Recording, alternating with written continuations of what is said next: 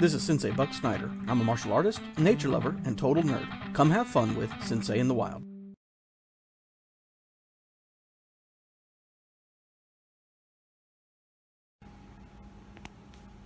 Hey guys, we're here today with another snake. This one is a very exciting snake. It's called a Eastern Hognose Snake. And I want y'all to come see him. This is the most dramatic snake that exists. This snake, listen to the sounds he's making. He's puffing up, he's blowing air out. And if you look at his body, look, he's shrinking, and look, he's about to expand. He's sucking in air. He makes himself look bigger. And you can't see it right now, but his neck actually puffs up like a cobra. And he'll try to scare off prey by looking bigger and like a cobra. Also, he's called a hognose snake because if you look at the tip of his nose, it bends up like a little pig snout. And that's actually used as a shovel. They like to dig around in sandy soil. And if you notice, he's got a very big eye. People think they're actually one of the cutest snakes because of the little pig nose and their big eyes.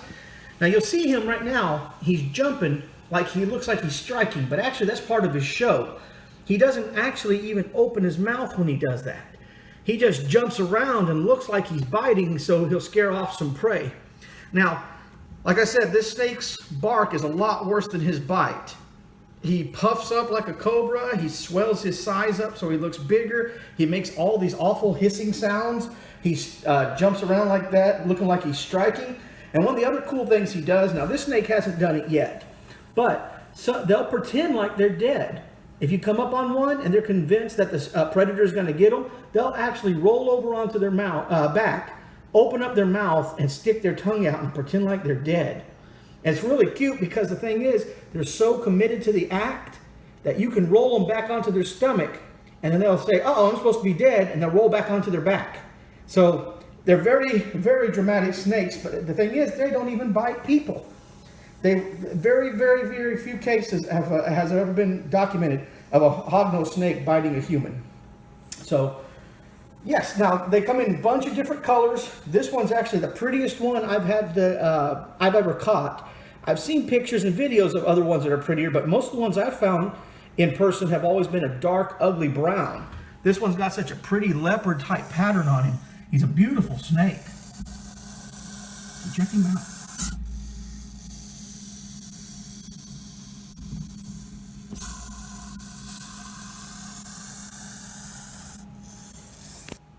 Okay guys, now I got the snake out, and as you can see, he's a pretty docile little snake once you get him out.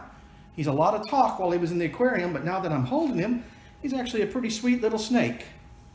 Now if you look at him, he's just a little smaller than the full-grown hognose snakes. Full-grown hognose male snakes usually get about 2 feet, and they found some female snakes, hognose snakes, that have gotten up to almost 4 feet, but they're not very common. Most of the time they're about 2 feet long.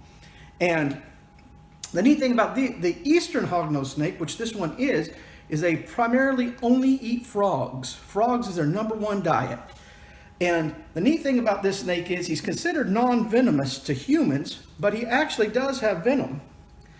And the venom is in his saliva, but it's ineffective to humans. It doesn't hurt humans unless you're allergic to it. And even if you're allergic to it, it only causes a little bit of swelling for a little bit of time and then goes away. The neat thing about it is, though, if he's eaten a frog, the frog swells up and the frog has secretions in it that prevents animals from eating them. Well, this snake is immune to those secretions. And a frog will swell up so he can't swallow it. Well, this snake has fangs in the back of his mouth, and he uses those fangs to puncture the frog. So the frog can deflate and he can swallow it. So this snake is specifically made to eat frogs. And that's their primary diet. They go out. When I was a kid, I had one hognose snake, and we named him Kermit the Frog Eater because that's what he ate. So anyway, he's a very beautiful little snake. You can see he's friendly. I always wear gloves when I get them out of the aquarium because when these snakes, as a defensive mechanism, one thing they'll do is it's called musking. And musking means that they actually defecate on you. That means that they actually like try to poo on you. And it's not truly that. It's a substance that smells very bad, and it's just try to scare off prey. So he did it yesterday when I first caught him, and I wasn't sure if he was going to do it today, and I didn't want to get it on my hands. So, but as you can see, very friendly, very gentle little snake. And we're actually going to take him and turn him free today. I wanted to keep him for a little bit just to make sure he was all right.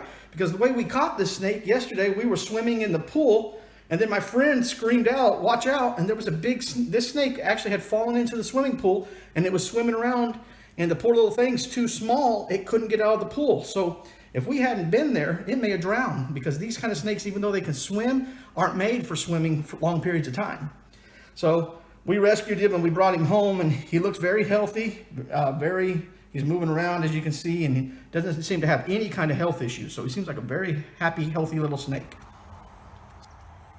Okay, we're out here in the woods. We're about to let the little Eastern Hognose Snake free. We carried him out here in this bin. It's about to rain, so we got to beat the rain. So we're in a little bit of a rush. All right. So here he is. Our last time to see him. Oh, look, he's fully puffed up like a cobra right now. Check him out. See the way he does his neck? Looks just like a cobra. Isn't that cool? Anyway, we're gonna let him go right here.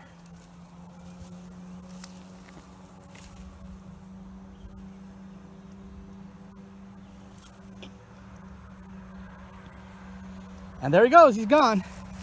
Now, the one message I want to always say is, if you catch an animal, a wild animal, unless they're injured and you need to help, your help recovering, it's always a good idea to return the animal back to the wild, because it's bad for animal populations, especially ones that are endangered. The hognose snake is not endangered. He's actually the very least likely to be endangered, but still, it's a wild snake. It was not bred in captivity, so I definitely wanted to turn him free. Even though he's a very cool little snake, he's better out here than at home in an aquarium. So, all right, guys, thank you for watching, and please like, subscribe, and comment if you want to. Thank you.